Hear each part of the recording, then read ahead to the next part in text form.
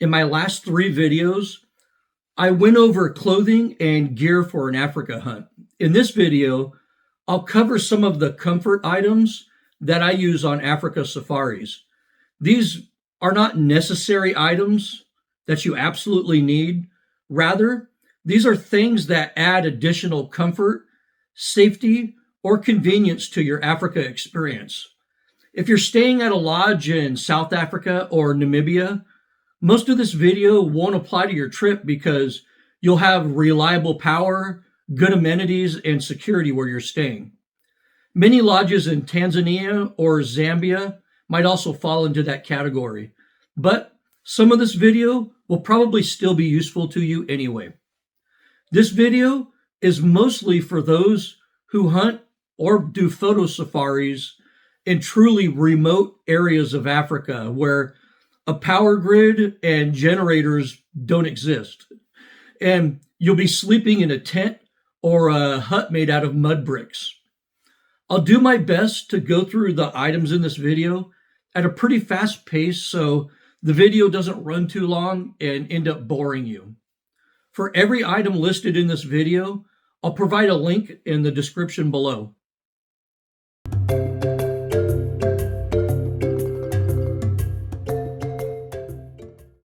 For most people out there, flying into Southern Africa takes a long time. On my trip next month, I'll be flying 16 hours from LAX to Doha, then another 9-hour flight to Harare, then a 2-hour flight in a small Cessna to get to camp. So that's basically 27 hours that I'll be in the air, one way. If you've never traveled that many hours by air before, let me assure you that it's very hard on your body and on your brain. No matter what you do, you're going to be sore and achy from sitting so long on an uncomfortable seat, even in first class. And you're going to be mentally exhausted from lack of sleep and lack of stimulation. To make matters worse, I broke my tailbone years ago, and I know that a coccyx never heals. Sitting on an uncomfortable airline seat for many hours for me is an extremely painful experience. And I take a coccyx cushion with me anytime I go on a long flight, and it's a lifesaver. And this is the one I bring right here. See, it folds up reasonably small so you can carry it around. But it folds out like that. See, it's got the notch in it for your tailbone. And, this has got the memory foam kind of gel technology, and it's super comfortable. And this thing has just been a lifesaver to me on those long trips. Also, a good travel pillow will really aid in your sleep on a flight. Trust me on that. And I've seen many designs over the years, and I didn't really like any of them, especially, those little donuts you put around, especially the stupid inflatable ones. And I really didn't like any of the travel pillow designs on the market, and until these came out. And basically, you just put these around your neck, and it's the perfect travel pillow. Ostrich pillow and a brand called Fly Hugs are the most popular brands of this type of pillow on the market. And I really highly recommend these if you want to sleep on your flight.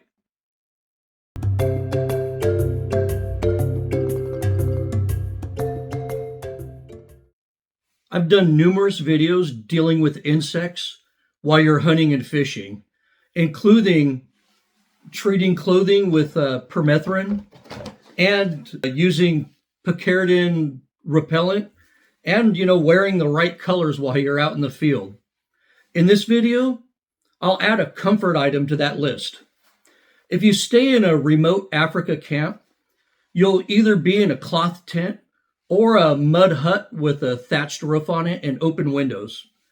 These crude shelters do a very poor job at keeping insects, spiders, and scorpions out of your living quarters. The first time my wife turned the lights on at 1 o'clock a.m. in an African tent camp. She freaked out. I mean, absolutely freaked out at what she saw crawling around the tent and even on top of her. She didn't sleep much in that camp. So inside these crude shelters, there would usually be cots, single cots, with a pad on them, or single beds. Most of the time, these cots or beds will not include bug netting around them. Sometimes they will, but not all the time. So we bring our own bug nets for our cots or beds when we travel to a remote camp in Africa.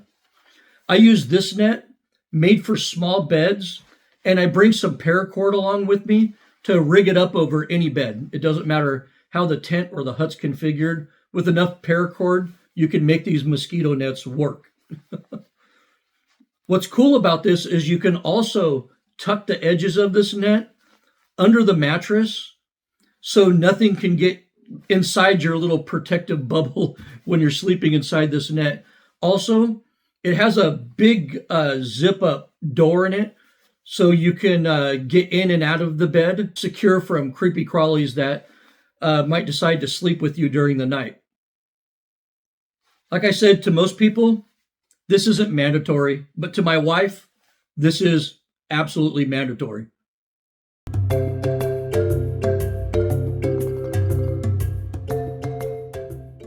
The really remote camps in Africa never have dedicated power, meaning they're not attached in any way to any type of power grid. Even if that camp in a remote area has a generator, they rarely run it to conserve precious fuel supplies. Some camps have absolutely no power, but from what I've seen, most remote camps today have some type of solar system. But these solar systems are usually too small to meet the power requirements of camp, and they usually aren't very reliable. As a backup, I always bring a good portable solar charger with me to keep my phone, cameras, and Garmin charged while I'm out hunting. This is especially important when you film your hunt and you have a lot of camera equipment to keep charged. When I'm out hunting during the day,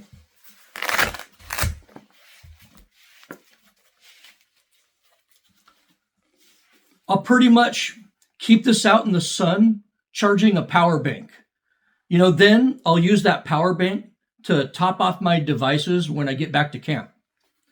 This big blue 28 watt power system is it's definitely the best system I've ever used, and it meets all of my power requirements in remote places.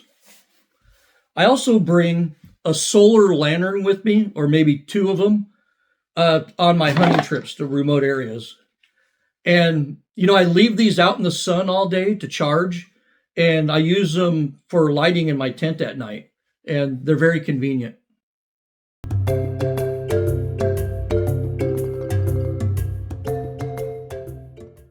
A big mistake that I see newbies make when they go to a remote Africa camp is underestimating the value of a shower. You'll get very, very dirty and covered with sweat every day when you hunt from a remote Africa camp. That precious single shower that you get once a day is something that you're going to look forward to as the hunt goes on. You'll soon discover, to your dismay, that a cheap bar of soap is not going to be enough. So get a Ziploc bag and put your favorite shampoo and body wash in that bag and add it to your checked baggage. Trust me, it's worth it. I usually find myself so dirty and grimy after tracking buffalo for 15 miles that I need to physically scrub the caked on dirt, blood, and body oils that are on my body at the end of that day. In my opinion, a sud scrub is a comfort item worth taking to Africa with you. Unlike a loofah or an African net sponge, these are totally antimicrobial and will, quickly get the dirtiest body clean. Another overlooked item when it comes to personal hygiene on these hunts is Q-tips.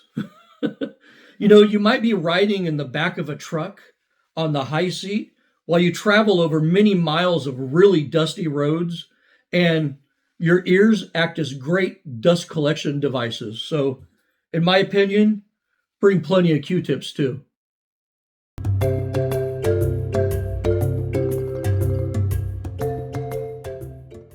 If you're going on a dangerous game hunt, especially in a remote free range area of Africa, you need to carry lots of cash for tips. This is a controversial subject among Africa hunters that I won't really get into in this video. I've done it in the past. But let's just accept the fact that I need to carry and keep lots of cash securely. I did a video titled How to Stash Cash on Hunting Trips years ago that goes into the subject in great detail. I'm a huge proponent of dividing your cash up, but I keep the bulk of my cash in a portable travel safe like this. While I travel, this portable safe is in my carry-on bag with me at all times. I use the Master Lock portable case, but there's other cases similar to this on the market. If you're on a photo safari, you can use this really cool steel cable right here to tether this to a solid object so no one can take away your little portable safe.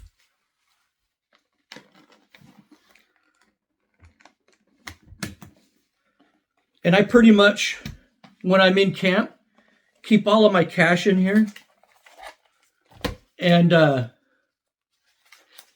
what's cool about that too is I could throw my passport in here as well. Once you're actually in camp and settled in, at that point, all you have to do is keep the camp staff honest. If I'm on a hunting trip, I'll lock my cash and passport in this little portable safe. Then I'll lock this whole thing inside my gun case for double protection from theft.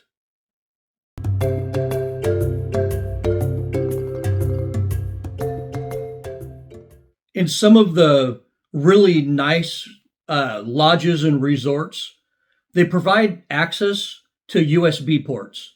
Many travelers to South Africa kind of expect that these days, but remote camps will not provide you with that kind of luxury.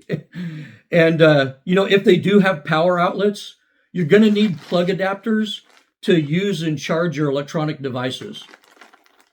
Most countries in Africa require different kinds of plug adapters. In some countries like Zimbabwe, you'll see several different types of plugs used often in the same camp. And this is actually Africa plug adapter kit you can get off of Amazon. And all these plugs have surge protection too. And as I said at the beginning of this video, I'll put a link in the description below.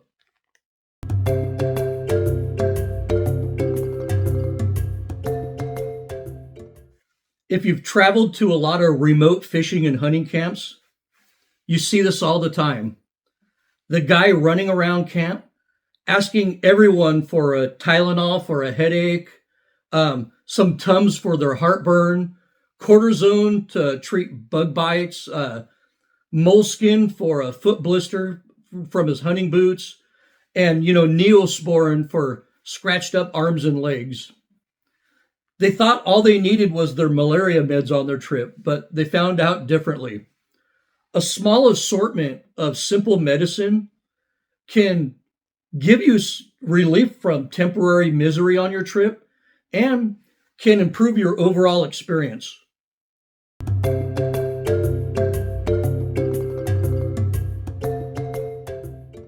I'm an experienced traveler to remote places all over the planet, and I'm a veteran Africa hunter.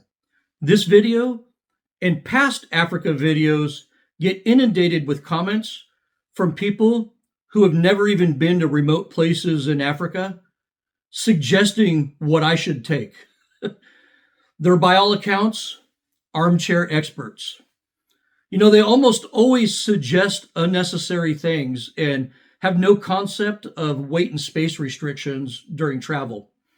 This video was different for me because I'm actually suggesting unnecessary things that add weight and space, and this runs counter to my usual philosophy. But in my defense, some of these unnecessary things have been very useful to me and often make my African adventures much more enjoyable. And that's the point, isn't it? To have an enjoyable and memorable experience. So perhaps this video does have some worth. Well, I hope you enjoyed watching Africa Gear Month on Desert Dog Outdoors. Thank you for watching, and as always, good hunting.